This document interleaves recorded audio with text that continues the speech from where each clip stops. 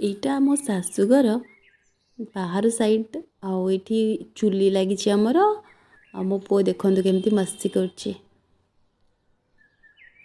ଦେଖ ବାପା ଲୋ ଫୁଙ୍କି ପକଉଛି। ବାବାରେ କିଏ ଚୁଲିରେ ଫୁଙ୍କିଲା ବେଳେ ଇଏ ଡେକ୍ଚି ଉପରେ ଫୁଙ୍କୁଛି।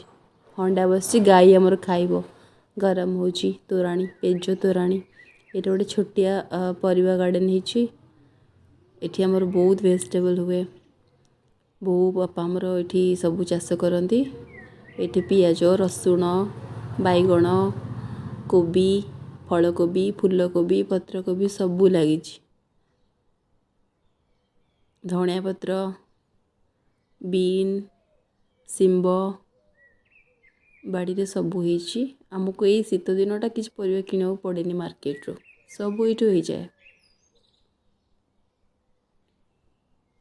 ଇଏ ଦୁଷ୍ଟ ହେଉଛି ଦେଖିଲେ ଏ ଦୁଷ୍ଟ ମୋ ପୁଅ। ତାକୁ ତ ଯେମିତି ଖୋଲା ଆକାଶ ତଳେ ମିଳିଯାଇଛି ପୁରା ଷଣ୍ଢ ହେଇଯାଇଛି ଗାଁରେ। ଇଏ ସାର୍ ବସିକି କାମ କରୁଛନ୍ତି।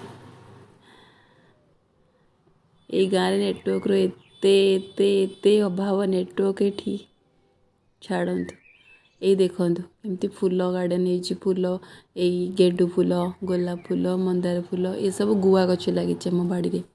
ଏଇ ଚାରିପଟ ବାହାରଟା ଶାଶୁଘର। ସତରେ ଗାଁ ପରିବେଶ ବହୁତ ଭଲ ଲାଗେ। ଏଇ ଧାନ ଆମର ଆସିଛି ବିଲରୁ କାଟିକି ରଖା ହେଇଛି ଏଠି ଧାନ ଆହୁରି ଆସିବ। ଏଇଟା ଅଳ୍ପ ଧାନ ଅଛି। ଏଠି ଆମର ବାସନ ମଜା ହୁଏ। ଏଇ ଟ୍ୟାପ୍ ଆଉ ବାସନଗୁଡ଼ା ସବୁ କାନ୍ଥ ଉପରେ ଆମର ଶୁଖା ହୁଏ। ଇଏ ଆମ ବୋଉଙ୍କର ଟ୍ରିକ୍।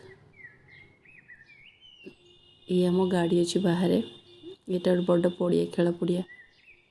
ଇଏ ଆମର ବୃନ୍ଦାବତୀ ମା ନମସ୍ତେ ମା। ଏଇ ଦେଖନ୍ତୁ କେତେ ମନ୍ଦାର ଫୁଲ ହେଇଛି। ବାସନ ଗୁଡ଼ା ଆପଣ ତ ଦେଖିପାରୁଥିବେ କେମିତି ଶୁଖା ହେଇଛି। ଖରା ବାଜିବ ପୁଣି ପାଣି ଶୁଖିବ ଘରକୁ ଯିବ। ବାସନ ତଳେ ବି ଶୁଖା ହେଇଛି କେତେ ବାସନ। ଦେଖନ୍ତୁ ଛୋଟିଆ ଭଣ୍ଡା ଗଛ କେତେ ଗୁଡ଼ିଏ ଭଣ୍ଡା ହେଇଛି। ଗାଁରେ ଏଇଟା ହିଁ ଫାଇଦା। ଫ୍ରେଶ୍ ଭେଜିଟେବଲ୍ସ ଖାଇବ ଆଣ୍ଡ ସ୍ୱାସ୍ଥ୍ୟ ବି ବହୁତ ଭଲ ରହିବ।